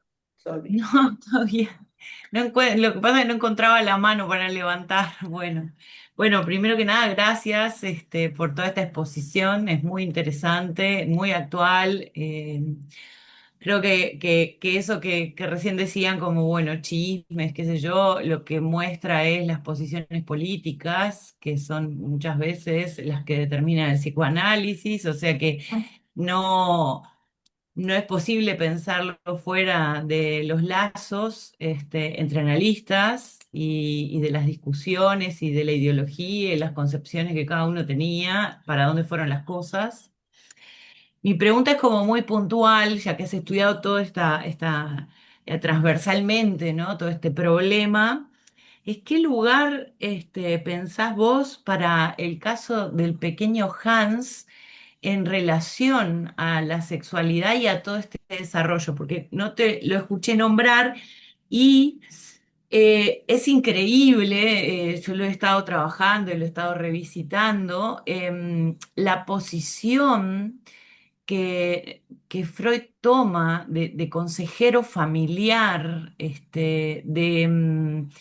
de alguna manera orientador de ese matrimonio, ¿no? Entre Max y Olga. Y bueno, y dónde queda la problemática y los síntomas del pequeño Herbert, ¿no? Hay muchos materiales que se han escrito después, bueno, que están por ahí, hay archivos de una entrevista con Eisler, por ejemplo, materiales que hay en inglés también, bueno, está el trabajo de Darian Leder y también el de François Ager, que nos muestran un montón de cosas que, por ejemplo, Freud suprimió del caso cosas importantes que le estaban pasando a la familia, como por ejemplo que el abuelo estaba muriendo, que nos enteramos mucho tiempo después, porque bueno, a través de una entrevista este dato aparece, ¿no?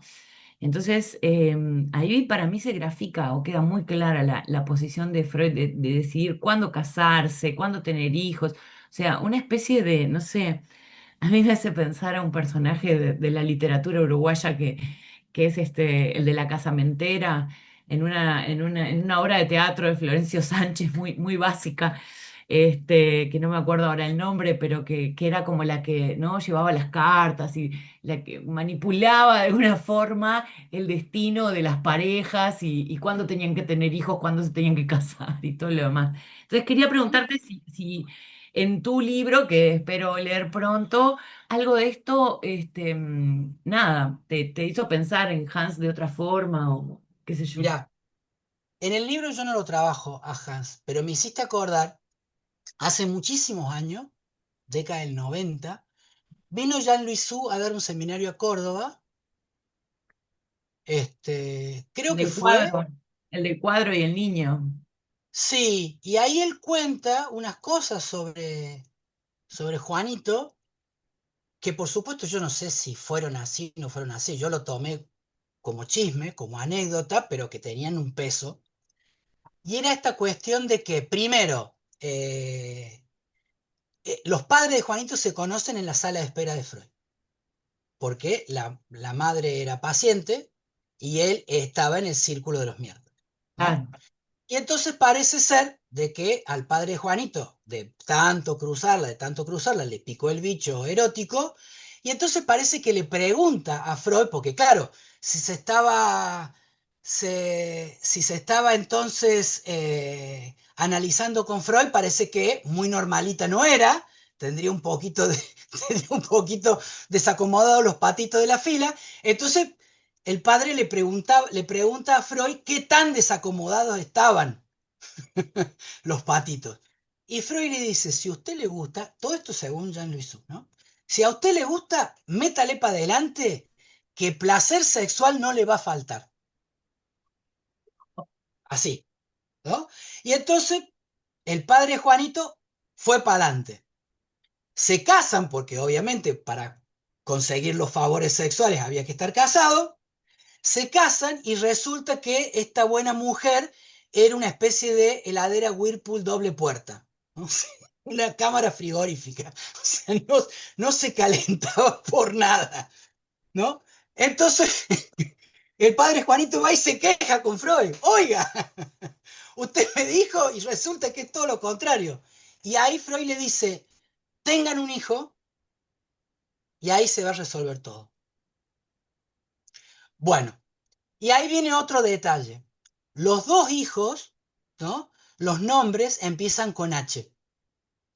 Herbert Y y ahí Hannah. viene, sí, y ahí viene otra historia, y es que aparentemente el padre de Juanito, cuando era adolescente, estaba enamorado de una prima que se llamaba Eduviges, pero con H. Y Eduviges era el gran amor del padre de Juanito. Eduviges muere aplastada por un carro tirado por caballos. Por eso se hablaba de una fobia inducida por Freud en Juanito, porque justamente, digamos, esta historia, ¿no? Es pasada, digamos, del padre de Juanito a Juanito, ¿no? Parece que el chabón cuando estaba enamorado andaba con el cortaplumas haciendo corazones en los árboles de Viena con la letra H, ¿no? Y bueno, y entonces después a los dos hijos le ponen nombres con H, ¿no? Por eso se hablaba de una fobia inducida por Freud, ¿no? Al hacer que el padre le tomara todos estos interrogatorios a Juanito, Sí, ¿no? en realidad Ayer habla de inocencia violada, ¿no? Es el nombre, el título del libro. Ujú. Este, y de alguna manera, releyéndolo, uno queda como con esa idea, ¿no? De que el padre lo enloqueció a Juan, entre el padre y Freud, o sea, el padre llevando, porque nunca lo vio una sola vez, no es que no lo atiende, sino que le daba instrucciones a Max de cómo ir a hacer con Herbert para registrar, o sea, es una presentación de caso que es, diría yo, como la de más claramente de historial clínico, ¿no? En esta descripción que hace Ujú, muy distinta al ensayo, al relato que aparece en otros casos de Freud, ¿no?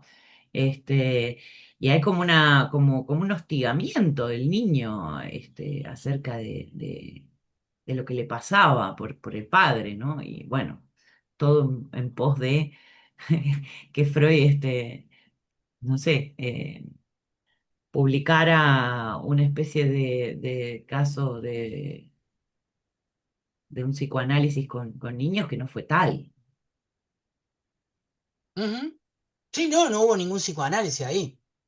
Además, lo que dice Herbert Si, después, si hay un, digo, el psicoanálisis está absolutamente ausente en el caso Juanito, ¿no? Es la fabricación de un caso, si se quiere, porque, y coincido con lo de Dayet que lo enloquecen a Juanito. lo enloquecen, literalmente lo enloquecen. ¿No? Al Sí, punto que va y le dice al padre, bueno, andá y decirle esto al profesor, ¿no? O sea, como, llevale esto al profesor, salí de acá, ya está. Lo que Herbert recuerda mucho tiempo después es que el psicoanálisis a la mamá, a Olga, le había hecho mucho mal, ¿no? Había quedado muy mal ella en esa transferencia con Freud. sí, sí, sí. Yo la verdad en el libro no lo trabajé a Juanito porque como el punto de partida es la exclusión de los homosexuales, medio como que me centré un poco en esta cuestión, ¿no? Claro. De buscar en lo doctrinal algo que hubiese empujado a tomar esa decisión. Entonces, caso Juanito no. Sí tomé el de la joven homosexual, Ah, ¿no? ok. Porque por la cuestión justamente de Ana, de que fue contemporáneo a Ana, y todo lo que Freud va haciendo en ese caso, por ejemplo, cuando, digo, la posición de amo que toma Freud en el caso de la joven homosexual, ¿no? Que es clarísima. Mm. Cuando se niega a la reverencia que le hace, ¿no? En donde él ponía a ella, a él, en un lugar un tanto femenino, por decirlo de alguna manera, ¿no? Porque ella se ponía en el lugar del varón galante, cuando no le acepta los sueños, ¿no? Cuando le dice, ah, usted me está queriendo engañar, no me engaña, qué sé yo, y finalmente cuando la deriva, ¿no? Cuando la deriva por la transferencia negativa, Sí. le dice, vaya con una mujer. ¿Qué sería la asunción sexual de un analista? Un analista es hombre, un analista es mujer, Claro, ¿no? claro. Bueno, sí, eso podemos pensarlo hoy, ¿no? A mí, Sí, sí, Juanito, claro. me parece como la evidencia, como Freud buscando la evidencia del Edipo, construye Juanito a la fuerza. Esa es como la lectura que yo. Exacto, exacto. Y una cosa interesante de esto que traes de la joven homosexual es que el texto freudiano se llama psicogénesis, de un caso de Sí, homosexualidad. No sé si de un caso, sino no sé qué de homosexualidad femenina, pero el psicogénesis apunta, en mi lectura, digamos, como justamente a mostrar que hay algo de la filogénesis, tal vez ahí metido sí, en el tipo clínico, ¿no? O el homosexual como tipo clínico, ¿no? Como un tipo bueno, de patología clínica. Que esto de decir la joven homosexual en realidad se lo debemos a la lectura de Lacan, que hace en la relación de objeto, pero Freud nunca dijo el caso de la joven homosexual, ¿no? Sino que usa eso como, bueno, como para hablar de psicogénesis. El caso sería la sí. psicogénesis. Que por eso es tan importante el texto de Casanova. No hay psicogénesis. Ah, mira. Sí, sí. Hay una especie de pregunta muy larga de Berenice Juárez en el chat que dice, hola Sergio, muchas felicidades por este importante trabajo. ¿qué piensas entonces de las críticas actuales al psicoanálisis freudiano con respecto a que su postura fue normalizar la heterosexualidad, cuando por otro lado trae a primer plano la sexualidad y las implicaciones que conlleva esto en relación a los raseros culturales con el mandato de domeñar lo instintivo, llevándolo, entre otras cosas, a definir lo humano en relación al tránsito entre la dimensión instintiva biológica y la dimensión pulsional del deseo, y observando a través de la historia que la homofobia es más un tema de la institucionalización del psicoanálisis y no en realidad en el descubrimiento freudiano, pues hoy por hoy escuchamos con apariencia de desconstrucción o de pensamiento crítico, señala al psicoanálisis como homofóbico, normalizador de la heterosexualidad y mandando a los confines de la maternidad a las mujeres. Larga intervención. ¿Qué pienso? Pienso que es un poco y un poco.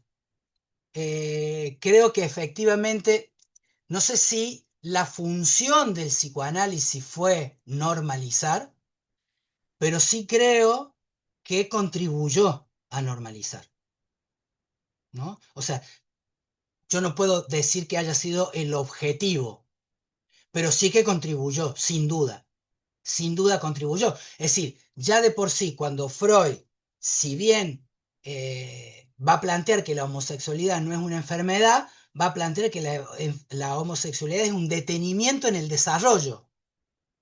Y este planteo de detenimiento en el desarrollo, otra vez, es posterior a 1905 y tiene que ver con las discusiones con Freud. ¿Por qué? Porque habla de un desarrollo sexual, que es lo que no está presente en 1905.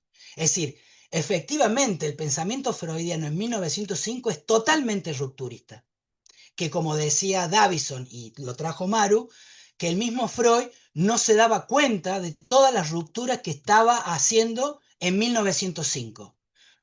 Pero yo creo que producto de las discusiones con Freud se empezó a dar cuenta.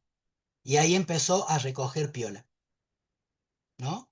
Y con el avance de la institucionalización del psicoanálisis, la fundación de la IPA en 1910, digo, ahí hay un detalle, ¿no? 1910. Magnus Hirschfeld forma parte de la Sociedad Psicoanalítica de Berlín desde 1908, está en 1910 en la fundación de la IPA, está en el segundo congreso en 1911 y ahí rompe después de una ruptura con Jung, que era abiertamente homofóbico, ¿sí? Sin embargo, Freud, en 1910, en el texto sobre Leonardo, hace una mención, sin mencionarlo a Hirschfeld, ¿no? Donde dice, si bien apoyamos la lucha política, no sé si usa la palabra política, de los homosexuales, no por eso vamos a darle crédito a su posición teórica con respecto a la homosexualidad, que era la posición de Hirschfeld, que era esto de los intermediarios sexuales y de una bisexualidad pero orgánica, ¿no? Porque ustedes saben que Hirschfeld basaba todo en lo orgánico, ¿no? Entonces, si bien Freud le daba espacio a todo el pensamiento de Hirschfeld, había diferencias con Hirschfeld todo el tiempo. Y en la medida en que el psicoanálisis se fue institucionalizando, y me parece que el punto más alto es la exclusión en 1921, ¿sí? En ese periodo de institucionalización, efectivamente el psicoanálisis empezó a normalizar. Y al empezar a normalizar, empieza a heteronormalizar, ¿no? Porque la normalidad empieza a ser la heteronormalidad. Porque dentro del campo de la sexualidad, lo que se impone como normal es lo hetero, ¿no? Y es normal lo hetero, vuelvo de nuevo a lo mismo, es normal lo hetero en función de la filogénesis, por el fin reproductivo, no por otra cosa, no por otra cosa. Es normal por el fin reproductivo. Entonces, lo que se aparte de la filogénesis es un desvío. Entonces, efectivamente, en la medida que avanza el psicoanálisis, empieza a darle herramientas, darle armas a la homofobia, ¿no? Y a la heteronormalidad. que fue un aliado, para mí no me cabe ninguna duda.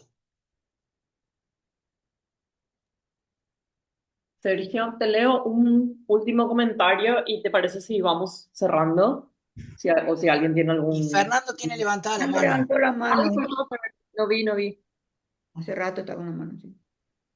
Pasan, Ah, no, que me parece que sí, que no es solo un tema institucional, en todo caso un tema político, y que el psicoanálisis, yo digo, en un texto le dio discurso a la heterosexualidad.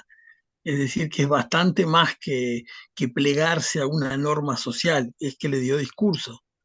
Y bueno, por eso es necesario revisar autocríticamente el psicoanálisis, ¿no? Ujú. Ahora voy a la pregunta de Patti. El caso de Freud se llama Sobre la psicogénesis de un caso de homosexualidad femenina. O sea, la palabra caso ya está en el título, ¿sí? Está en el título. Y ahora quiero ir al inicio, 2563. Porque me parece importante, porque yo lo mencioné de memoria, pero me parece importante leerlo así tal cual.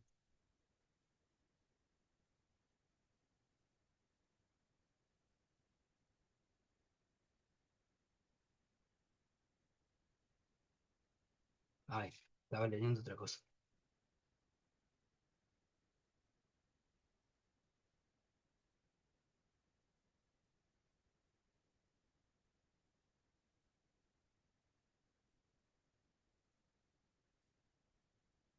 Bueno, no voy a encontrar el parrafito porque yo lo tengo presente del texto de Alush, ¿no? Sobre Sidón y Silac, en donde justamente lo que dice que es que la aceptación de ella como paciente no es tanto para, como pones vos ahí, la posibilidad de conocer de la homosexualidad, sino por el pedido del padre, de que las razones del padre tienen que ser atendidas.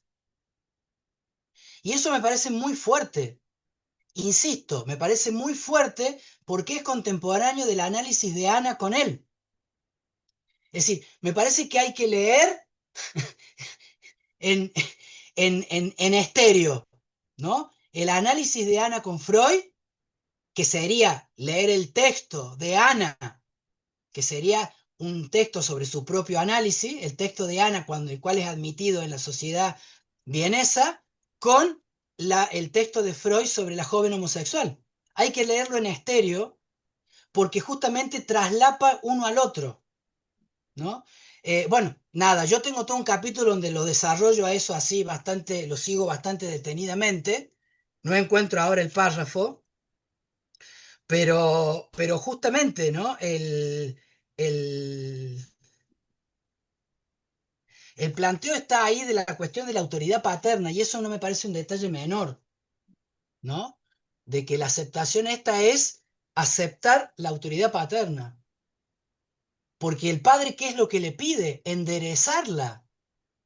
Digo, la posición de Freud fue siempre que no había nada que enderezar. Siempre fue así, ¿no? Está la famosa carta de 1935 a esa madre de un joven homosexual y en donde le dice, no, no hay nada que curar, yo qué sé, bla, bla. Lo que hay es un detenimiento en el desarrollo, ¿no? Entonces, no hay nada que enderezar. Está detenido el desarrollo, ya. Esa es la última posición de Freud con respecto a el origen de la homosexualidad. Digo, el primer punto es la identificación, ¿no? Que después en Introducción del Narcisismo tiene que ver con el tipo de elección de objeto narcisista, ¿no? Amar a lo que uno fue, sería, ¿sí? Y la segunda versión del origen de la homosexualidad es justamente la detención del desarrollo. Que a mí particularmente me parece más jodida esta segunda que la primera, porque en definitiva, si nuestra identidad sexual se da por identificación, bueno, cada uno verá qué hace con esas identificaciones. Ahora, si es un detenimiento en el desarrollo psicosexual, pareciera ser que es de una fatalidad cuasi orgánica. ¿no? A mí particularmente me parece más jodida esa posición de detención que es por una identificación, en todo caso, Puedo decir ¿no? una cosa puedo decir una cosa súper Sí, cortitita, súper cortita. Por eso a mí me parece que Lacan da en el clavo, pero sin darse cuenta, cuando asocia perversión con perversión, o sea, conversión al padre, porque justamente exactamente. se trata de una relación al padre, pero en el sentido inverso, de que lo que está en juego es al lugar del padre. Pero bueno, eso daría para Ujú. Sí, otra sí, pero película. acuerdo con vos, acuerdo con vos. No sé, Patti, si te respondí algo, lo que decís, pero Sí, gracias. Sí, la bueno, cuestión es que también pensaba sobre todo en esto de que después deriva Freud, ¿no? A la joven. Entonces, como que en ese sentido también era mi comentario, ¿no? Si desde un principio él lo escribe como ella no quiere venir, es el padre quien está interesado, no va a, pues no va a modificar, digamos, nada, por llamarlo así, y después decir, bueno, que vaya con otra analista, pensaba, bueno, no es en el mismo como camino donde él está diciendo ella no quiere venir. sí, sí. Lo que pasa es que esa derivación es a una analista mujer y fruto de la transferencia negativa, ¿no? Como si un analista ante eso tiene que declinar, ante la transferencia negativa. Bueno, lo dice un poco en el Ok. texto dinámica de la transferencia, ¿no? Pero bueno, hoy podemos decir que no, que la transferencia negativa forma parte de la transferencia, ¿no? Es un elemento más, no. Justamente por esta ubicación en la banda de Moebius del amor y el odio, ¿no? Que están en continuación. Entonces, ¿no? No es que hay Ok, solo positiva, solo negativa, están ahí todo ok. el tiempo. Entonces, bueno, pero Freud la deriva pero aparte le dice, vaya con una mujer, ¿no? Que eso es como enigmático de por qué tendría que ser una mujer, ¿no? Uno puede interpretar, pero Gracias. Y esa sería una de las contradicciones también, ¿verdad? sí, claro, Ujú. Bien. Sergio, sí, oye, muchas felicidades por el libro. Habíamos comentado varias veces este asunto tan escabroso de el psicoanálisis con respecto a la homosexualidad. Ojalá se pueda hacer pronto acá, imprimir pronto acá en México, porque conozco varios analistas, hombres y mujeres abiertos, homosexualmente abiertos, que estarán muy contentos con tu libro, pero muy contentos. sale en Sí, México, publicado por Editorial Ancho Mundo. ok, sí, y bueno, yo sí coincido, es que no sé tu nombre, dice ahí admin, con estas cuestiones de que el psicoanálisis se Fer- ayudó. ¿Cómo se Fernando se llama? llama, Fernando. Ah, Fernando, gracias. El psicoanálisis, infortunadamente, sí contribuyó a todas estas cosas de la heteronormatividad en los 90 acá, yo les hablo desde Querétaro, México. Vino un analista de la IPA de México, acá a Querétaro, y dijo que los homosexuales no podían ser analistas. Así de contundente y de claro. Y fue una ruptura terrible, se armó un escándalo aquí en toda la comunidad psicoanalítica. Y pues no más se les volvió a invitar a los de la IPA acá a Querétaro, ¿no? O sea, a partir de ahí se abrió mucho más al mundo lacaniano y empezaban a venir montones de analistas lacanianos a trabajar seminarios acá con nosotros, ¿no? Entonces se abrió bastante bien y bueno, Hasta yo fui, mande.